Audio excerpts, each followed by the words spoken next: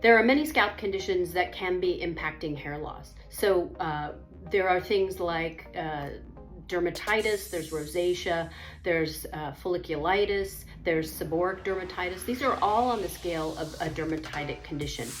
The reason that it's important to find out if you have a scalp condition is because it could be affecting the follicles. And what's happening is our follicle is very sensitive to inflammatory conditions.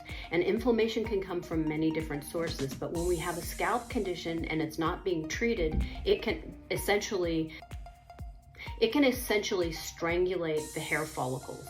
So there's a buildup of not just skin, but there's a buildup around the hair follicle itself. So while a scalp condition will not cause hair loss, it can stop the follicle from proliferation, which is basically growing, and also can cause other situations like oil buildup that ultimately will impact the quality of the follicle and eventually may cause more hair loss.